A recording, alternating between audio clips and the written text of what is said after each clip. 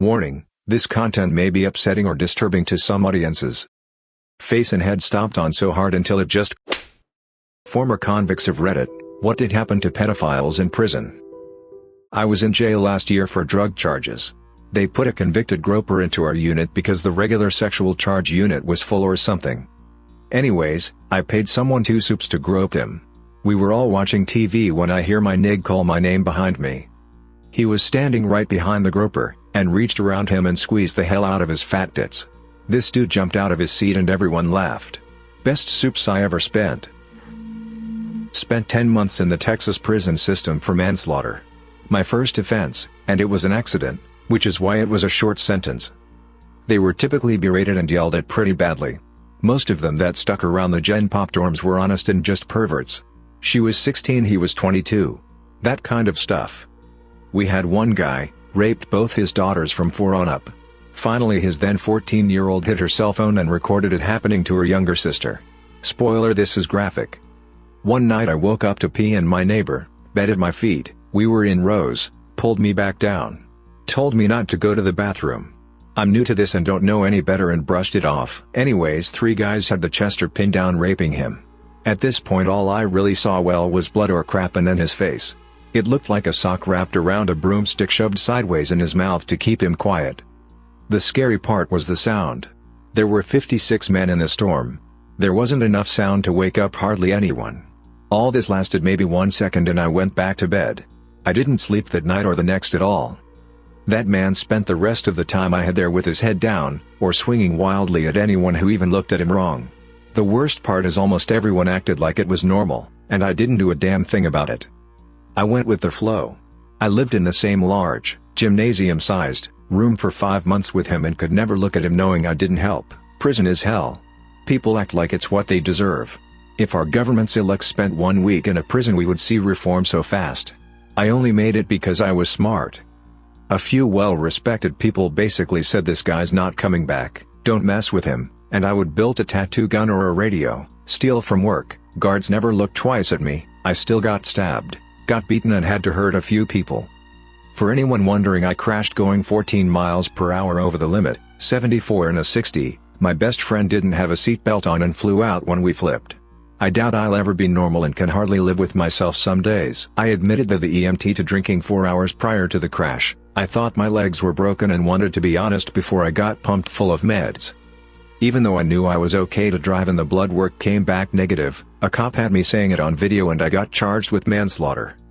Apparently screaming sorry at the top of my lungs at my dead friend's body, looked bad too, according to my lawyer, and made me look guilty. I signed a plea. Ex of mine went to prison in Brazil. Said an offender came in after he was processed. Both the inmates and the guards dressed him in a dress, wig, put lipstick on him, put out cigarettes on him, and beat the crap out of him. Didn't know if he made it or not. Most Chesters I encountered in jails and prisons were older, white guys. There were a few there for sexual relations with girls who were 15 when they were 18, and they are generally left alone as it is a situation many people might find themselves in as an 18-year-old kid. Older dudes do not get that leeway though. They are beaten, extorted, robbed, raped themselves, or killed by the alpha inmates. They really didn't like to kill the guys at the camp I was on as they are, like I said, older white guys. They typically have money on their books and go to commissary every week. They are an endless source of hygiene products and snacks. I've seen a line of inmates outside of a Chester's cell door with a list of items they each want him to order.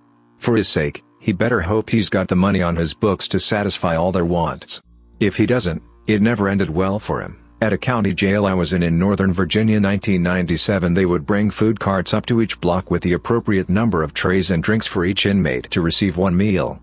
It wasn't exclusive to Chester's, but if you saw a guy grab 2 trays back to back through the food slot, you knew someone either A, wasn't going to eat because of their crime, or B, they were put on a diet because whoever grabbed 2 trays thought that person was trash.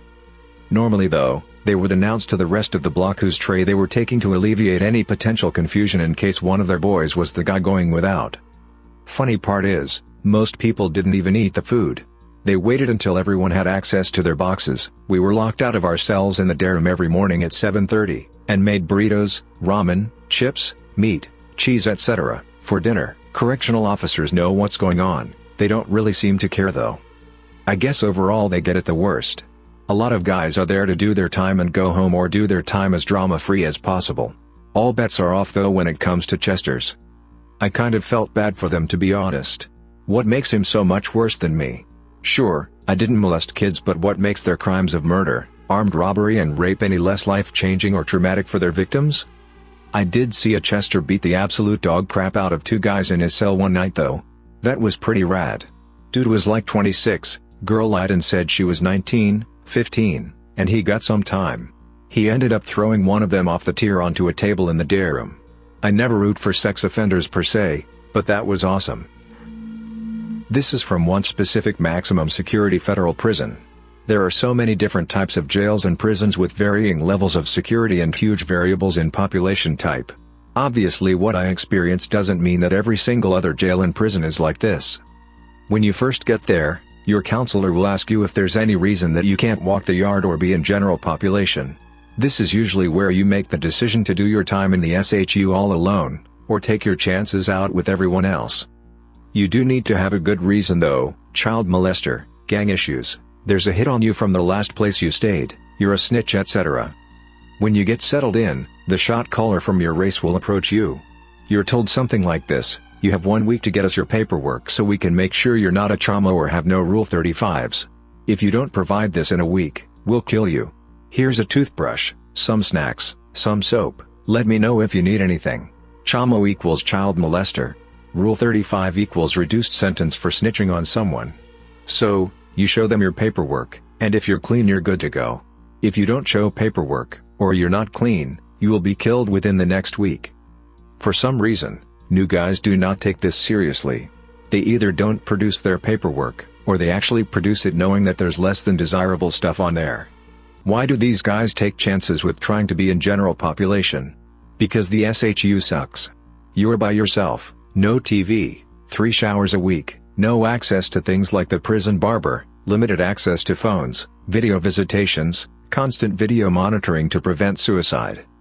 And every 18 months they ship you to a new prison. If you're looking at 40 years for child rape, that can be a long time to live in those conditions. Sometimes guys will stay in general population knowing that they will get killed, simply because they don't want to be there but can't commit suicide in the SHU. I work in a medium security state prison, and the short answer is nothing. Most COs are not allowed access to inmate records, and the ones who are don't usually spread it for fear of doing the paperwork involved with a stabbing. In our facility, inmates who act properly get a room to themselves, and this is by far the biggest deterrent to any misbehaving. Also, the saying here is, in prison you can be whoever you want. Many openly lie for fear of retaliation. In the rare case where the info gets out, they will be shunned by groups they don't really affiliate with anyhow. They most often find a level of acceptance with the many religious groups inside. Also in my facility, rape is almost unheard of. The sex there is almost entirely consensual, to the point of evenly distributing the punks amongst the blocks. Thanks for listening to Radio TTS. Subscribe and like if you enjoy disturbing and dark videos. We do also have some happy dandy duty content.